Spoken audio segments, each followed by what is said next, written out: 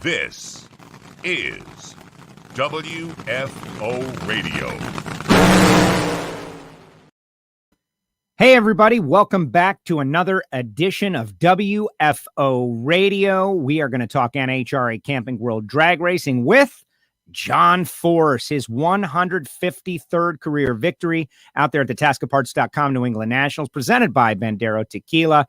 153 wins. It is amazing. It was the 900th funny car race in NHRA history. And you think about Force, he's won 153 of 900. It's incredible. John Force, 16-time, will be joining us just seconds from now. So share the show, guys. Share it up on your Facebook pages and the Facebook groups, all you folks out there in the John Force Racing fan page group and the John Force Racing fans only group, and everybody out there. Definitely want you to share the show as John Force is just seconds away. Before we get started, I want to tell you about the people who make it possible for me to do this show here on WFO Radio. We're always bringing on new sponsors, types of folks like Frank Hawley's Drag Racing School. They've got a dragster adventure program where you can drive a dragster. They just licensed a brand new funny car driver, Travis Shoemake, Trip Shoemake's son. Going to be awesome. Check out frankhawley.com. Also, Marvin Rodak, Rodak's Coffee and Grills.com, sauces and spice rubs and coffee roasted fresh per your order. 817-924-6821, Marvin Rodak. And Samtech, the next generation of mechanics and crew chiefs and tuners and CNC programmers, all coming up through Samtech down there in Houston, Texas. Really appreciate these guys, samtech.edu. And finally, Total Seal Piston Rings, the leader in ring seal technology. Tomorrow, there will be no WFO Radio Live because we're going to be going live on Hidden Horsepower, their Facebook page, their Facebook group, their YouTube channel. I'll put the link up in the comments section. Billy Godbold from Comp Cams. Talk about an innovator, going to be our guest. We're going to talk about everything camshafts with Billy, thanks to the folks at Total Seal Piston Rings, totalseal.com. And this weekend, we're headed to Norwalk, baby, where this man, 16-time champ, John Force, going to be joining us. And we're going to have a great time as he seeks out number 154. What's up, champ? How you doing today? Getting a little coffee, trying to get up on the tire here, but excited to go racing, excited to go back to Norwalk. You know, I missed most of the races last year, but I got a good hot rod right now. Brittany's car is fast, and Robert's car is fast, and but the competition's fast. So let's go to Norwalk, see how we can do. Exactly. So I want to break down a little bit about New England. I want to talk Norwalk since we got on that tip. Let's go right from there in that. Drag racing is a sport of amazing athletes and cool machines, but also showmanship and entertainment, something you've known about your whole life. You've always been an entertainer, interesting to watch. Bill Bader, a senior and junior, and Evan Bader, they know that as well. They bring an extra level of intensity to showmanship. Well, they do. I've raced over 30 years with Dad, Bader Sr., and now his boy's running it, but he talks to his dad all the time, just like I talk to Hervis at Peak and McKernan at Auto Club and McQueen and these guys. I was on the phone with Campbell yesterday at Chevrolet, trying to learn from the people that are smarter than me. And it seems to be all of them are smarter than me, but I just keep, going down that road, doing what I love to do. But to come back with Bader, I always called, these guys are P.T. Barnum in racing, and when they put on a show, you absolutely love it. And they're going to put on a show for the fans to see, along with NHRA, their partner, and it's going to be unbelievable. I'm there with Cornwell, all of their customers. Ohio is their home state, for Cornwell Tools. So we'll be out there taking care of them. But it's a great show, and it's just good to be back. I'm excited too. I've been saying it. I said yesterday, everybody is fired up to go back drag racing. Before we get, so excited about drag racing this weekend, I did want to mention yesterday, the sport of drag racing suffered a terrible loss. Kyle Seipel, who is a fixture in the sportsman ranks, innovated drag races. His mom, Georgia, and his dad, Ted, they ran Sonoma for so many years, and also Badlands out there in Fremont, California racetracks. They were California drag racers. And Kyle was like a god of Lucas Oil Series racing at the divisional and, out west. Whenever drag racing suffers a loss like that, it's terrible. I know you knew Georgia and that family. Kyle was unbelievable individual. I knew him, didn't know him personally, but knew him as a kid with mom at the races, Georgia. She's a great lady, what she's done for the sport, what she did to help me in my career, keeping me calm when I would get crazy over, what do you mean? You know, it may be a rain out. She was always there for us. And we just want to tell her that we love their family and we love their boy. And I'm really just saddened to hear that. And I know how the racers feel about it. He was a top individual, and not just as a great driver, but as a person. And that means a lot. And I know, because I know Georgia very well, and I know this has got to hurt. But our love's with you in our prayers, and God will take care of him now. Yes, and that's it, and that's all you can say. And we'll carry it right here. Thank you for that. We got people out there on YouTube and Facebook and Twitter all chiming in, saying what's up. Of course, they might have a couple of questions. We will get to those. But let's talk about New England in that you now have won 2 out of the last 3. You made the final in Atlanta. You're second in the point standings. This has been a breakout and banner year so far for John Force Racing, but also for John Force specifically. Tell me about your confidence level going into New England. Going back to that track, the race fans were awesome. It was practically a sellout, and you were able to get the Wally. But generally speaking, talk about going back to that part of the country. Well, first, let me back up real quick. I heard you doing an ad on Frank Hawley's driving school. Yes. He taught my family. He's really good. But right now, Robert's in Indy at the Frank Hawley driving school with Autumn, moving from the kids dragster, junior dragster series up to Super Comp. Oh, wow. And I guess she made her first lap, and he called Adra to tell Adra, and she told me. So we're excited for that. I want to thank Frank Hawley. We always put our kids. I'm not saying there aren't other schools out there, but we always stay with Frank Hawley. He always gets the job done for us. So thank you, Frank, and your people, and I just want to say good luck to Autumn. As far as the racing goes, I've been beating this thing for over 40 years, and I still love it. People talk to me, why do you care so much? I love the camaraderie with the teams. I love, watching, I've got to get the Proc kid back out there, Austin. I just want to see him grow, want to see him learn. And we'll do that with Montana Brand. We're working on it as we speak. But at the end of the day, there's a lot of new stars coming up, and I love being there. Stars not only as drivers, but stars in the crew chief world. And I've got Barlam with me, and I've got Tim Fabrizi back up to Daniel Hood. These are the new stars of the future. They're the ones that make me what I am today. I can sit here and take credit, but it was the Austin Coyles, the Dean Antonellis, the people that I grew up with racing, that have evolved. Some have retired, but Guido's out there fighting the fight. These are people that were all part of it. Robert Height, so many that made me who I am. So for me to sit here and pat myself on the back, and I appreciate it, my ego, I love it. I never thought I had an ego till my wife said, you got the biggest, but it was just the people around me. And then the sponsors, the Peaks, the Auto Clubs, the Chevrolets, the Cornwells, Parker Store, Baldwin, these people that gave me the money to make it all possible. Montana Brand and Flavor Pack and Monster. That's who John Force is. I'm nothing without them. I'm not independently wealthy. I don't have a business like Coletta. I don't have a business like Schumacher or Torrance. I only have what I get through racing, and I'm only as good as the sponsors and then the teams that I put around all of us. You know what I mean? Grubnick's a great guy. Jimmy Prock, you can't get better than him. And I'm still preaching the gospel. Robert Height, in my opinion, is the best driver out there. You know what I'm saying?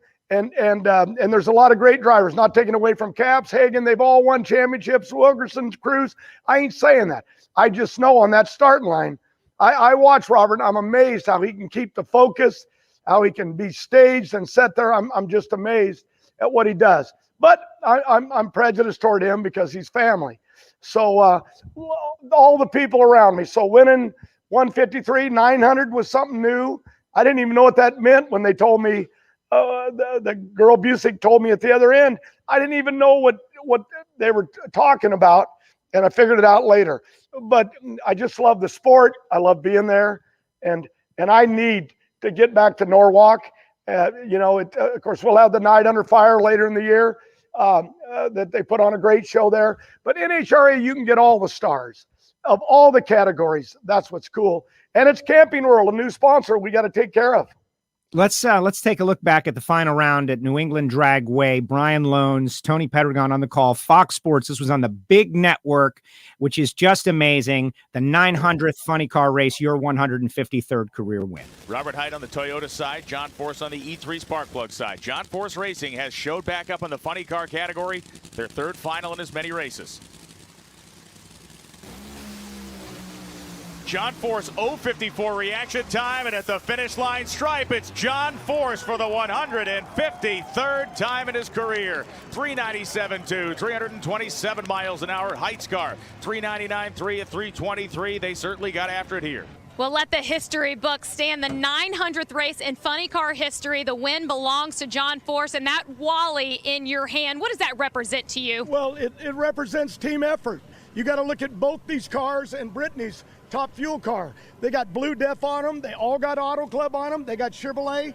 You know what I mean? Flavor Pack, Monster. I mean, the list goes on and on. Parker Store, Herco, Baldwin, Jayco, all the people that take care of me. That's really what it's all about. And Robert helps me so much, and he shouldn't, just trying to get me back in the driver's seat where I don't suck so bad. But right now, I got a car. I won the day. I did my job. I want to thank all the people in Epping for coming back. I want to thank Daniel Hood for a great tune-up, and for Breezy for fixing my cockpit of my car.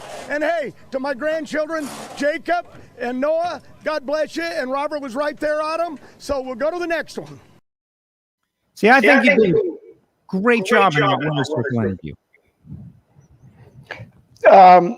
People ask me, when you won the 4-wide, you were a different animal. You come out of the car, you're nuts, screaming, yelling. When I race my family, I'm a little bit different. I care about them because racing Robert, win or lose, I win either way. And so does Robert as president of this company.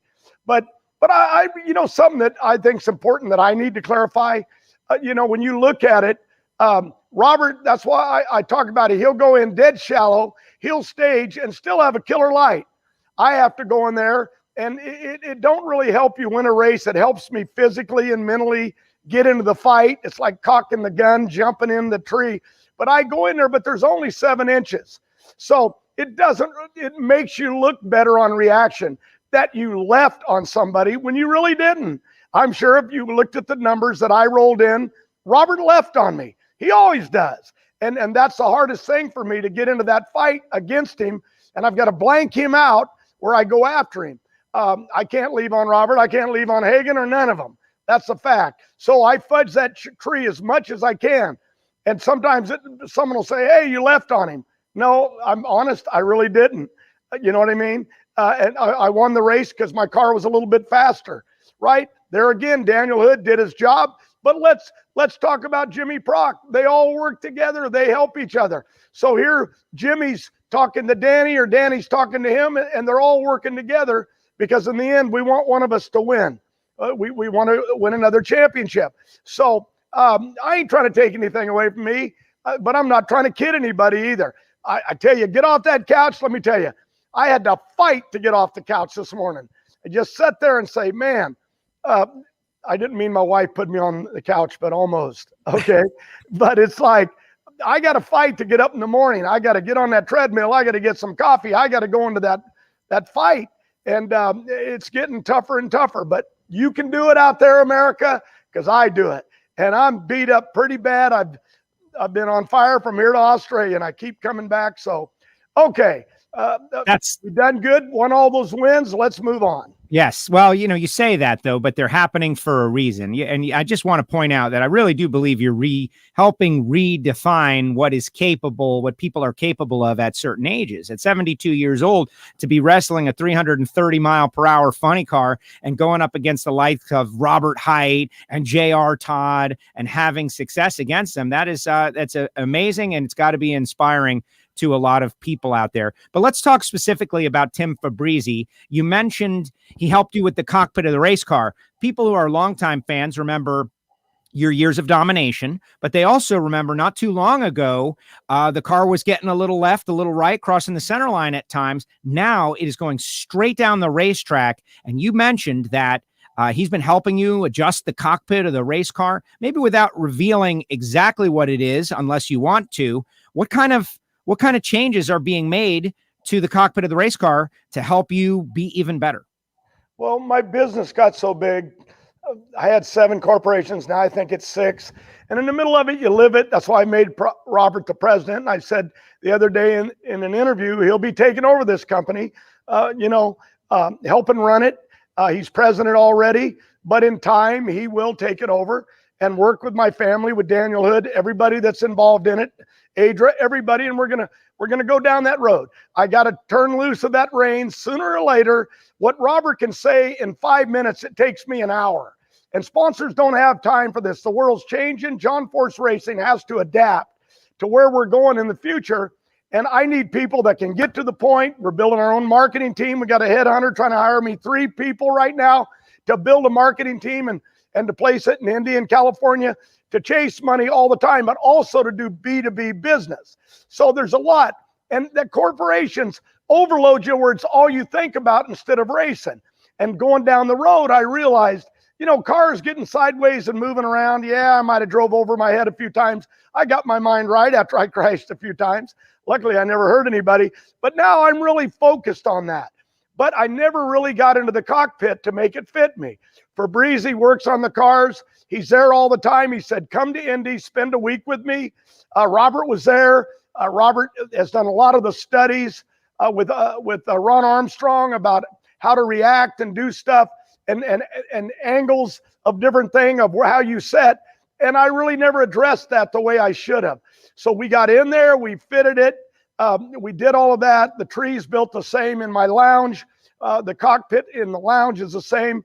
I wish I could put one in my bed at home. You know what I'm saying?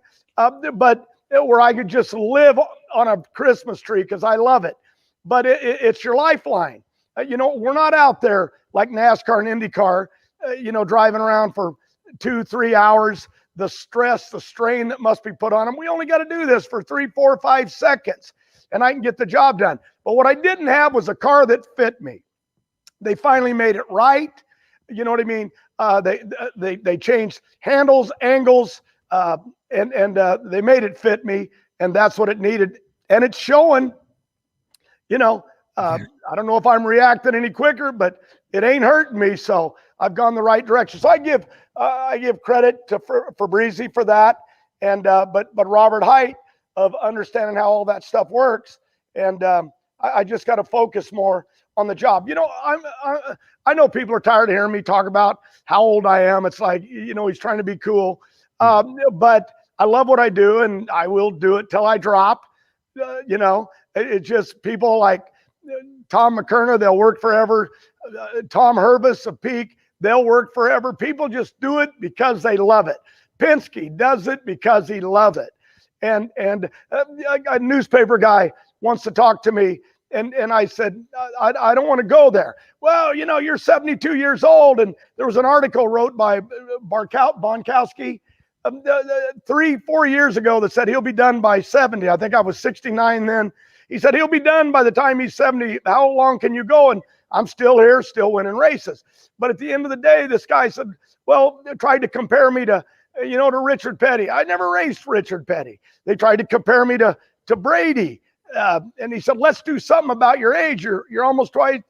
I don't play football. I don't have to go through what Brady goes through. I don't want a dumb comparison. The kid that won the Indy 500 said he was 40. I can't even remember when I was 40. It was so long ago. So none of that matters to me. I drive the race cars because I love the fans. They're the ones that wake me up and get me mental and get me right.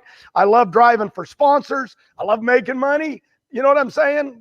Getting a little bit lean here the last few years. Yeah, but what I'm saying, and sponsors are real good to me, no complaints. But I do it because I love the camaraderie. Same as high school. Put on a helmet, football team, kids around you, you know, and to go out and to cheer the crowd and then race a DeJoria girl that's great.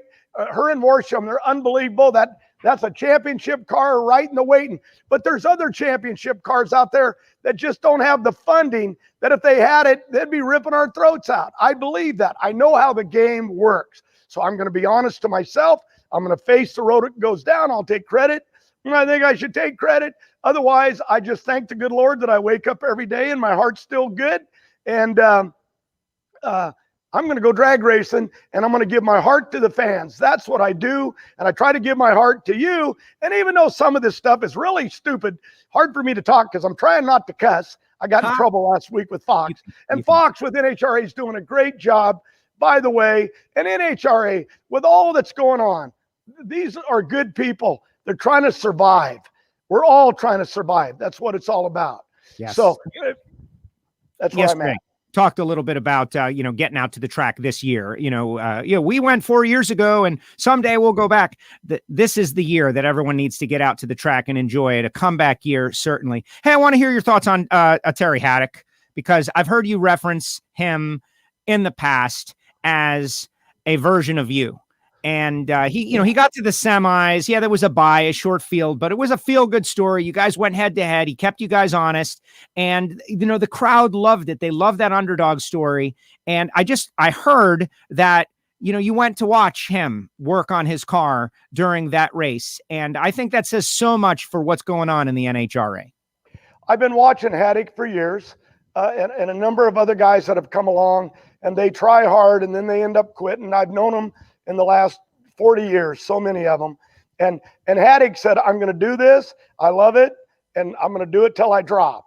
And he's out there, runs 2 cars, which amazes me. And yet he makes it work. One team doing both. So what I went down was to say, I can't believe you got that single, and you beat Caps, and Caps had problems. He was on fire out there. But I said, your luck is coming around, Haddock. You waited all these years, and now you're going to get a single the next round. You know what I mean? And I said, and there he is under his car doing bottom end. And I said, I'm sorry. I was looking for him. And there's TV cameras all over him, but he has to focus. He has to do everything. I've seen the guy come by my shop driving the truck, and I've seen the guy promote sponsors. And boy, whatever sponsors he's got, I know who they are, but I'm telling you, they get the bang for the buck. And if this kid had some money, he's got money. He's out there. But if he had the money where he could do things and test and a lot of things, he could run for a title. I made a statement. He's Austin Coyle and John Force rolled into one. You know what I'm saying? Maybe nobody will ever be Austin Coyle. But let me tell you, he can be me. He's even better looking. But everybody's better looking than me, Haddock, so don't get big-headed over that. But I just see him giving his life. He's got a little boy. He's got this beautiful gal with him now that he's with. And he lives it for everybody. He don't have the time to get out with the fans, and he tries. But you know what? Always comes by, drops a check off. I never have to worry about him. When he makes money, I make money. When he don't make, but that ain't why I'm saying all this. I sell him parts and do stuff to help him. And he always finds a way, like, hey, I owe you another check. He's always there. He's just a real guy. And I live that life. That's why I compare him with me. I love it. No, I love it. And to see the success and the passion after a round win. Yes, Caps had problems, but that little bit of excitement, that's what keeps these guys coming back. And I'm hoping for big growth. Hey, let's talk about a couple of things regarding Brittany. You guys have been doing a great job Father's Day, putting out some videos, and you and Britt sat on the couch and answered questions from your fans out there, which I found to be very entertaining. First of all, you fell in the pool. Well, first of all, I was accused of choking the cat, holding the cat's head. That's Champsy. And I was holding him, but I was trying to keep him looking at the camera. And I know people love their dogs and animals. Our family's got them. and their cats. And it was just a little personal touch to have the cat with me, but he kept trying to jump down, so I had to put a stranglehold on him. But the fans were saying, you look like you were choking him. No, it was good to be there with Brittany, for Father's Day, Adra, everybody, Autumn, Ashley, Brittany, Courtney, they all got me cards, and it just, they really care about you. And I really love them. And of course, my wife got me a card. She loves me. She just don't like me. And boy, that used to be a joke. I'm starting to believe it, because all I do is talk racing every day. And why wouldn't you get sick of it? Robert's tired of listening to me. And that's why I know that if I'm going to enjoy some time racing my car where I don't have to wake up sick every day, with a problem that's here or there, I'm going to turn it over to him. It's coming. I'll make an announcement when it's time, but he knows about it. And people say, you'll never let go. Yeah, I will. I want to go racing and do why I really came. And that was to be out there with them fans and be out there in America and do what I love to do, NHRA drag racing. And that's what I want to do. I'm going to support NHRA. They need all the drivers they can get. They need new ones, but they need old ones too. So I'm here for you. I'm here for the fans and the sponsors, and I'm going to keep doing it. The only thing is, Robert runs the day-to-day in Indy with Kelly Antonelli, and my office is out here, and I'm trying to be involved in everything, and I just go around with a gut ache all the time. And I just, somewhere along the road, I'm going to stop, you know what I mean? And I'm going to go racing where I can wake up in the morning and say, it's all about that car that I love, but I know it'll always be about my kids, and now it's my grandkids, driving these hot rods. I'm the luckiest guy in the world. So get off that couch. You're never too old. I got off it this morning and went back to work. It's what I love to do. So you hired Grubnick. He's fast. The car is fast, but you got the Torrance kid over there fighting against Brittany, and it's exciting. It's exciting to watch. And, going to the drag races is about, the cars are amazing always, no matter what, but the rivalries and the fun and the intensity of competition, you've experienced that many times in your career when two high quality competitors are racing well at the same time. I know you're trying to get that program to the level of where the Torrance family is. She's been quick at certain points, number one qualifiers, etc. But as you observe what's going on over there, what do you think about where they're at? Well, Torrance, first of all, Torrance is one of the best, and he's changing a lot of things that he's doing. How he does interviews, different stuff, the way he talks, but his driving has always been there. And now his dad's out there, badass. His dad's out there driving, and it's pretty exciting to see a father and dad doing it. With Brittany, what's good that I have with Grubnick was a driver. He understands what a driver goes through, the pressure. The more you get on a driver, if they make a mistake, and I make them all the time, but my people come up and I go, okay, guys, you're all praising me, but I stunk today. But they say, well, you want us to tell you stunk? We don't have to. You already know it. But they always tell me they love me, and we're proud, to be out here with you. One of my guys brought up over a bunch of his Hell's Angel buddies that he knew years ago. I won't say the names so I don't get nobody in trouble. But they're always there to tell me they care about me, and they've introduced me to their friends. They want to race for John Force. And so I'm excited about that. Brittany's got the right guy teaching her, Grubnick, because he's been there and made mistakes. He knows what a driver needs. So she's doing stuff, going to a specialty school in Indy that works with you on reaction time and stuff. She's doing all the right thing. I said to Brittany, you know what? You went out in a few years and you won a championship with Monster Energy and Top Fuel, and you just took it for granted. It's going to be easy. No, all you did was make the competition get after you more, get tougher, and you've got to learn the trade, because I'm 72 and I'm still learning it. Every day I learn something new.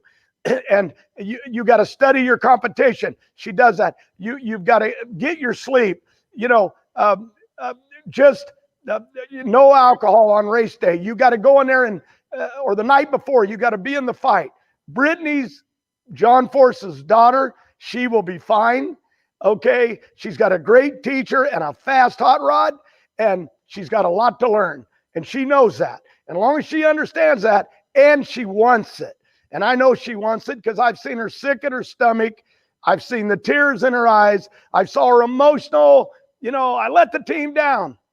No, the fact that this is taking you down that road mentally, you will find who you are. That first championship made you a champion on paper, but it didn't give you the training that you needed. She just got it done on that given day. So she's got a lot to learn now, and she will. And she's excited to get to Norwalk, calling me, hey, we're going to be there. You're going to be in early so we can talk. We go down the track. We look it over. Brittany's fine, and she's young. She's just a kid. I hadn't even won a race at her age. I think if somebody looked it up within a year or two, I hadn't even won a race, and she's won a championship. But she's got a lot to learn, and she knows it. She'll be fine. That is great. Now, and I appreciate that insight. That wasn't even the question you asked. No, that was definitely the question. You're very sharp today, John. I appreciate it. It's definitely the coffee. Hey, Danny Hood, though. Danny Hood, I am on the starting line. You guys make a great run. I go to talk to Danny, and he gives me, good interviews. But getting into his mind at that moment is challenging. So I wonder if you can give me some insight into your son-in-law. Like, clearly he's got a good program going. He's working well with everybody around. He's part of the family. But give me some insight into this guy, maybe off the track. Like, obviously you welcomed him into the family, so you must like him a lot. What's Danny Hood like? Well, first of all them girls and their mom welcomed him into the family. I didn't have any say, but I got to say, I love him to death. He comes from a racing family. I know his dad pretty well, just really good people. Danny, though, is not full of it like me. Either is Robert. None of them are. Grubnick, none of them. Jimmy Prock, they're all from a different world. I come from the old world of truck driving and telling stories, but this isn't a story. Daniel Hood is very focused. Austin Coyle told me years ago, Danny came in and they took him in to teach him how to run the dyno. He said, I went in and showed Danny where usually I got to show a guy 2 or 3 times and learn how to run the dyno. And that's when it was in Yorba Linda. And he said, Danny went in, walked out, and he said, okay, tomorrow we'll go over this again. And Danny goes, don't need to, I got it. And he said the next day, Danny went right in there, put a blower on the dyno and did it. He just gets it. He's just smart. Like me, I can't turn on a TV if I push the wrong button and screw it up. And my grandkids will come over and take the TV button and fix it. Some guys are mechanically inclined, and I worked on my race car, but I never was. And I have a fear of electricity, so I can't even wire a trailer to a truck. One thing I can say, I never stole a car because I wouldn't know how to hotwire one. Or I might have tried that sometime.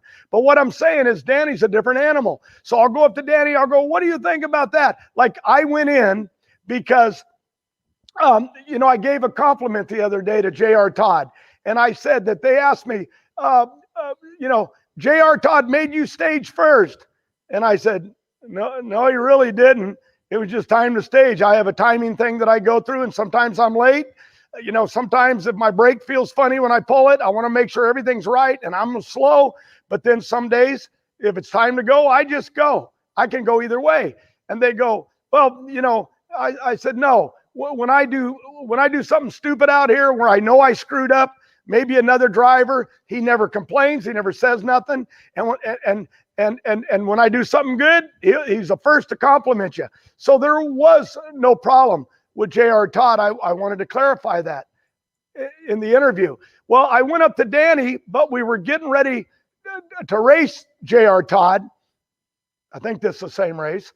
Anyway, he was in the left lane, I was in the right, and a car ran ahead of us, and all of a sudden they pulled J.R. Todd over.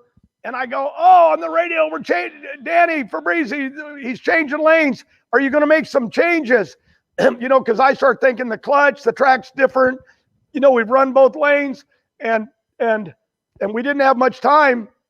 And all I heard over the radio was Daniel Hood say, what would you like me to do? And I said, well, he said, the calls were already made. If there was something drastic out there, I could change it. And I remember Austin Coyle saying to me once, I said, how are we going to beat that guy? How are we going to beat him? He's outrunning us. He's quicker on the light. How are we going to beat him?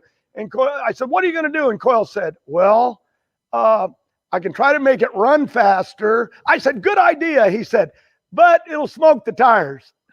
So you're going to lose anyway. Like, what do you want me to do? And Danny has that same mentality. Just, what do you want me to do? You want me to go just change some stuff? That's why I could never be a tuner. I'm too emotional. You know what I mean? If I saw a bird fly by, hey, it's a sign from God. I need to change this. And I would be all screwed up. I never would have got here. Daniel Hood doesn't. You know what I mean? And, he'll be in the trailer sometimes, and I'll say, what are we going to do? And he goes, I'll be right there. Ray Hall's qualifying on TV. And what? And it calms him down. It gets his mind into where he needs to be. He's really a sharp guy, and he's going to be a future world championship tuner. All I got to do is keep finding the money to give him a job, but he does a great job, and he knows how to handle me. You know what I mean? Yes. Because I am just like Ashley, and he's learned how to handle her. And when I get stupid, he'll tell me, hey, calm down here. Leave this to me, and you do what you do. And that is a good winning combination. I got a shot at maybe coming back for a title. That's what I live for. But now this thing is starting to work, and I love being with my family with him tuning. And I always call the grandboys, the grandsons, hey, your dad did good. He carried grandpa to another win. And they just love to hear that of their dad. Wow. And no, that's great. And so you bring up, and I know you got to run, and I can't wait to see a race this weekend. And everybody out there, we got a lot of listeners out there watching live and in the future. Really appreciate everybody checking out this show with John. So let's talk about that. You mentioned championship a couple of times, like it's at the front of your mind. You realize like you've got a chance here. Well, I've seen cars get on a roll and win some races, but I haven't won any more than Tasca or Robert. I was just there at the right time. But you got to keep that consistency, teach the new guys on the team, get to the countdown and get in it, try to place yourself in the right spot, and then get after it. But you never change just because it's a countdown. I've watched people throw away the shot at a title because they race different. They got mental. Danny won't ever get mental, and I will, but they'll keep me in my place. Everyone has a job to do, and I have mine. And I do it well. And so are we going to go after it? Sure. But I'm not going to sit here. I haven't done anything special. I've won a couple races. And 4 wide was kind of cool. The number 153 don't matter. Half them guys I'm racing right now weren't even born. You know what I mean? So when I started, a lot of them, weren't even born. So what I'm saying is none of that really matters. What really matters that I want to thank the military and the police officers with all that's going on politically. I don't want to get into that. The first responders, the ones that are sacrificing, that are the real heroes, the men in the military that fight every day, and the police and the fire department. I want to thank all of you. You're the heroes, and I love you. I know I can't go out and talk to everybody. I can't do it, but man, I stop and I shake hands and I tell people I love them. And I know it's kind of corny. Like a guy walks away. John Force just said he loved me. I do love you. Yelled it out to him. I didn't just say it. I appreciate what you do to give us this great country. And this country will fix itself. It will survive. It always does. The greatest country in the world. And that American flag's up there. And as far as I'm going to go, don't care about Tom Brady. I ain't in his league. I ain't done nothing. I ain't compared to him or that guy that won IndyCar. That's not in my world. I'm in a world that I drive a race car and I love it. I love sitting in that seat and pulling on that brake handle and hitting those parachutes at the other end. The greatest life anybody could have. So, and I ain't nothing special. I'm just like Haddock. We're all just trying to make a living.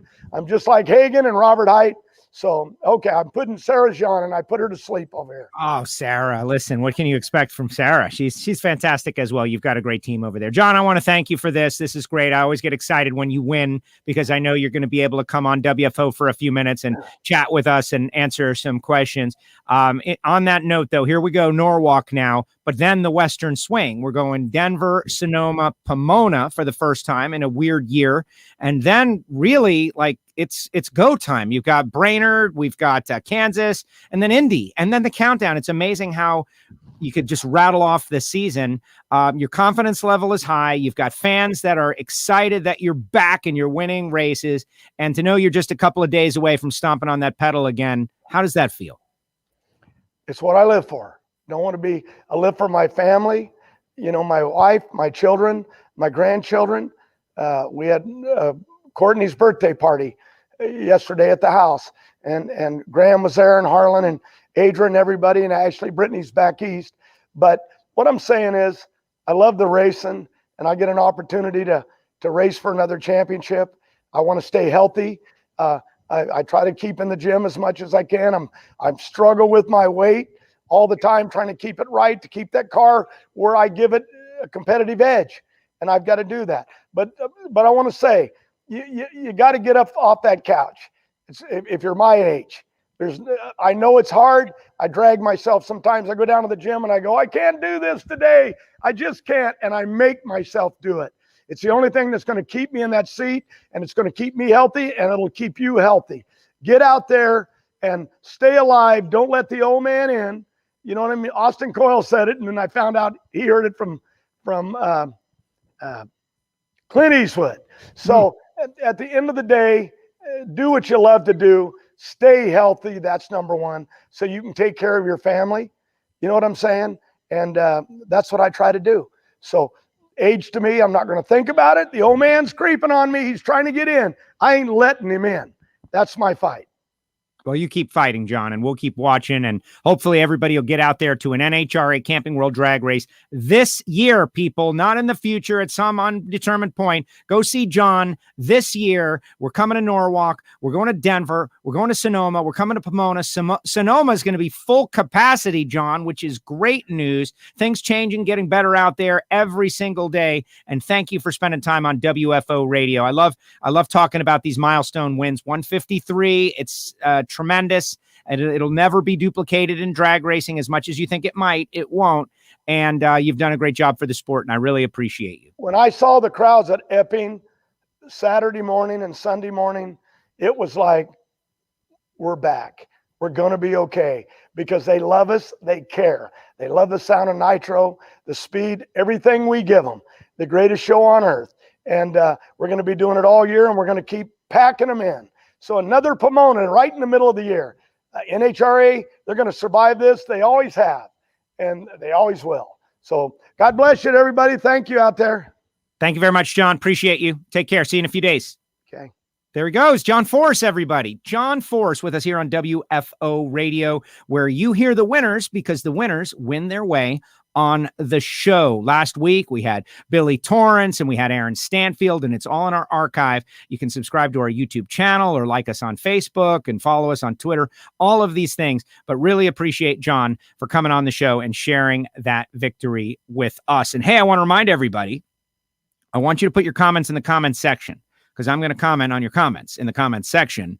But I stand by everything I just said, and I'm cheerleading. John gets me fired up, as John gets everybody fired up, right? For the sport of drag racing. Like, was the last time you were at a race in the 1990s and you've been watching on TV? That's great, but we need you back. Come to the track.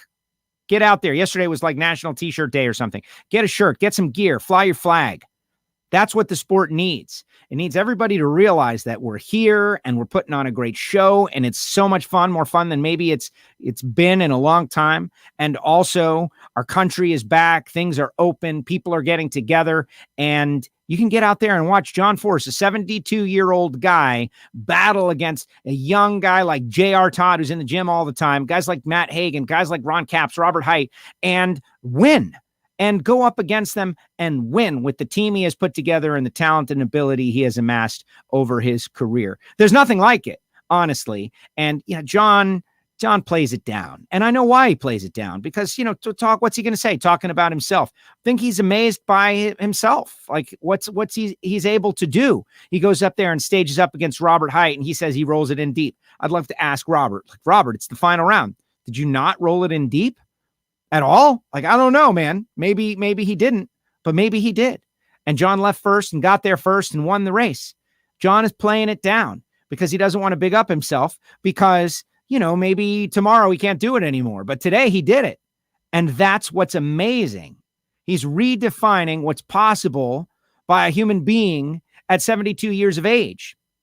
I really think this should be a bigger story nationally. I think there should be national media following this guy around. Like, what did he do? And he mentioned Elio Castroneves, right? Elio, who is from South Florida, where we're doing our show right now.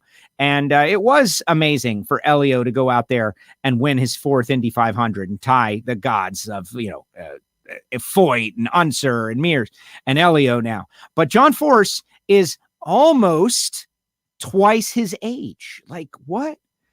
That doesn't make sense to most people. But John Force is out there and he's doing it. And he is battling the young lions and winning a lot and winning consistently. And the car is going straight as an arrow. Think about that a couple of years ago when the car was darting left and darting right. And all of a sudden people were saying, well, John Force, maybe he's lost it. And now you look back like, hey, where's the apology? Oh, I guess it wasn't John. I guess it was something else. Or who knows? Like, this guy has done what it takes to compete at the highest level of this sport, and he's doing it. And, whether you're a person who says, well, that means it's, it's easy. Well, then why aren't the young guys beating him? Why is that not happening? It's amazing is what the bottom line is. It's a feat of nature. It's a feat of strength. And John Force, how do you not get excited to see him out there, to go buy a ticket, to watch him maybe win a 17th championship and break the tie with the nature boy, Ric Flair? Woo! They both have 16 championships. That's just something else. All right, put your comments in the comment section. I want to hear what you guys have to think about John Force, what you say about John Force. I want to say thank you to all the people out there in those groups, those John Force Racing fan groups. He's got like 70,000 people out there that have fan groups just about him. Thank you to you guys for letting me post in your groups this show and this interview and WFO Radio and what we are trying to do with our drag racing community by bringing everybody together and talking about the sport. And I know there are a lot of you are doing your own shows and tweeting out your own stuff. And that's exactly what we need. We need watch parties and we need gear and we need people to realize that now is the go time. It's go time now. The sport is back. Our country is back. The world is coming back. We happen to be the tip of the spear on that. Go to a drag race, your local track, stand at the ropes, get an autograph, hang out. Let me tell you about the people who make it possible for me to do this, to get on the air here and cheerlead for the sport of drag racing. And it's Total Seal Piston Rings, the leader in ring seal technology. I want to put it in the comment section here, guys. Tomorrow at 4 p.m. Eastern time, we're going to do an episode of Hidden Horsepower. And Hidden Horsepower is a podcast that we started a year ago or so. And it's about engines, engine building, and the technology that goes into these engines. And tomorrow, Lake Speed and Billy Godbold from Comp Cams are going to join us on a special live edition. You can watch on YouTube. You can watch in our Facebook page. You can watch in the Facebook group. Just look up Total Seal, Hidden Horsepower, and you will see it. All kinds of great stuff. It's an exercise to educate people about why their product is better. And Hartford's going for another final round out there this weekend. Big thanks to those guys for supporting WFO Radio. If you're a fan of coffee, like maybe you're not building a bracket engine, but you're definitely going to have coffee tomorrow, right? Maybe we got to get Marvin to send Force some coffee because he seems to be reliant upon the coffee in the morning, Marvin. Maybe we need to make the Force, get off the couch blend, something like that. 817-924-6821. Not only does Marvin roast gourmet coffee from around the world, fresh per your order, but he's got hot sauces and spice rubs and everything good, proprietary stuff that he makes. He's been on TV. He's been on the Big Bad Barbecue Battle. He's located in Fort Worth, Texas. He's won awards. He's a grill meister, but he's most of all, he's a drag racer. So check out roadaxecoffeeandgrills.com. Samtech.edu, the School of Automotive Machinists and Technology, for all you relatively young people who are looking for a career job, something you love, something that you can do until you drop, right? Notice nobody goes to the cubicle until they drop. You ever notice that? Like, people don't go do jobs that they hate because, until they drop. They only do things that they love. Like, I'll be doing this until I drop. I'll be an old man back in my day. I'll be an old man doing this because I enjoy doing it. I love it. I love telling stories and talking to people and interacting with people about things that we all love, positive stuff, right? Samtech is the kind of job or kind of place that can get you a job if this is what you love. And it takes a foundational education. And Judd Massengill, he said, there's nobody who knows how to do this. And his wife, Linda, said, let's start a school. And the rest is history. Samtech.edu. You can go there and check it out. And Frank Hawley's drag racing school. Great to hear Autumn is there to upgrade her license to a super comp license. And that's great. And it's been amazing to watch. It's got, Robert, a very talented race car driver, but the top end stuff, it's going to be great to see Autumn out there running a little super comp in the NHRA. I always promote the Dragster Adventure, though, because it's for you. You don't have to want to become a licensed funny car driver. You just have to want to drive a dragster and have fun for a day. And courses start at $399. It makes a great gift. If you totally blew it on Father's Day, maybe you need to get in on this. Also, this weekend at Norwalk, we're going for a record. I am going for a record. I am actually asking the audience to go to the Nitrofish trailer and get the 10th anniversary WFO radio t-shirt. Do it this weekend, and we're going to see what happens. I know already that we've got a lot of listeners out there at Norwalk and, Summit Motorsports Park, America's Racetrack, going to be great. But I just, instead of telling people to buy online, get that experience going up to the trailer, shouting out WFO and seeing if they know what the heck you're talking about. Right? I think it's number 21 on the board. Ignition this week, our audio-only podcast. We ask you to subscribe to the podcast feed. I was checking out our reviews. Would love for some more reviews. Talked a little bit about my own racing experience this past weekend. Had a great time out there. Talked a little bit about John himself. Talked a little bit about Kyle yesterday. And that's, the tragedy of the week. If you go to NHRA.com, there's all kinds of stories.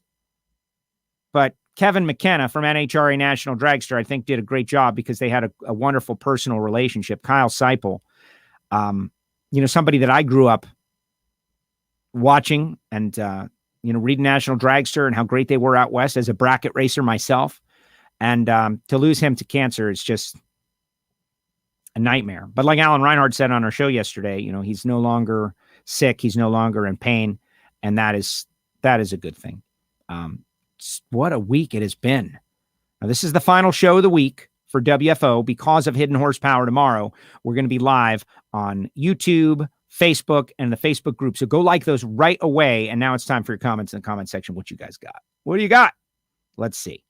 72, not 73 years old. Yeah, no, I said that he's 72 years old. Oh, no, you've got a long, prolonged comment here, Jim. My takeaway from John is two things. He made it to the top from nothing, did it on his own, his way, and people don't need to give up living at 73 years old. Look how many people at 72 years old had given up on living because they say they are too old. Much respect for him. Absolutely. And he's 72, except 73s. Age is always changing. I remember being a child and 60-year-old people looked old, especially those in the movies, and like really old. And now 60-year-old people, look at people are living healthier, they're eating healthier, they're exercising more, they are fighting against age. Let's face it, they're fighting it with the products and the creams and the health and whatever they can do, man. They're fighting it because they want to live. They want to live. And there are good examples for them out there, like the Greek. Krista Baldwin will be racing this weekend. The Greek, like this guy is 89 years old or more, like 90 something. Like it's unknown. He's in his 90s and he just stepped out of the car.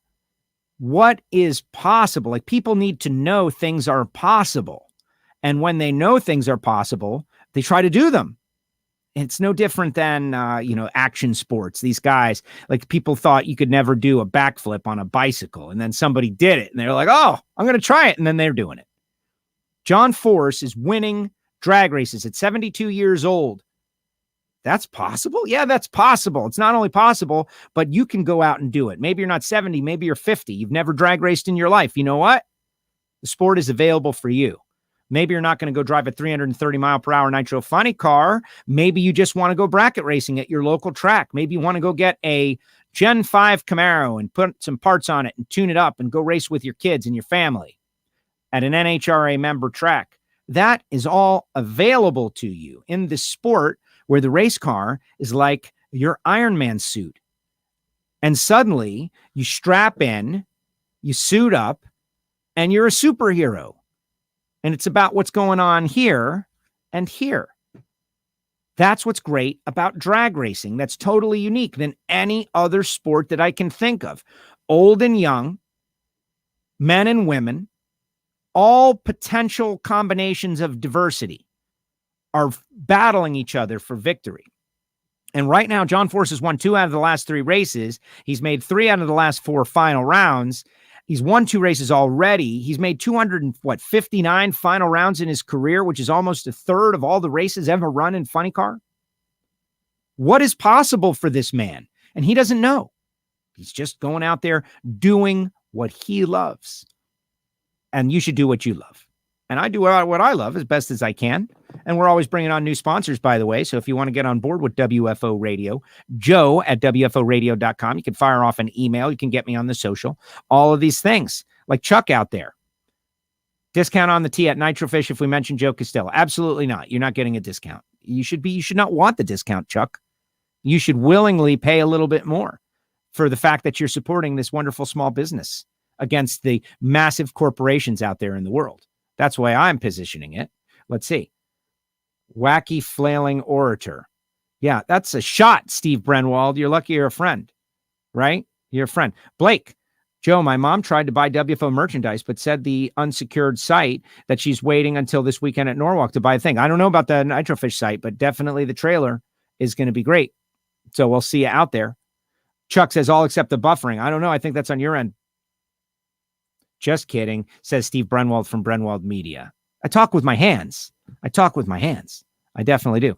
55-year-old rookie coming up in pro stock. F cancer. Don't know quit, says Jeff, who's going to be out there in Denver. Hopefully we'll see you out there. Keith, missed it. Business first. We'll see you in Norwalk. Just like that. Appreciate you guys. And that is that. Hey, reminder. Hidden Horsepower tomorrow, 4 o'clock. Camshaft Technology. Billy Godbold, Comp Cams, and Lake Speed. I'm just a part of it.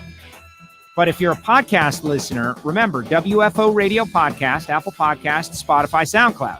Many people are listening to this on there right now. If you are, please write us a review. Give us a rating. All of that stuff.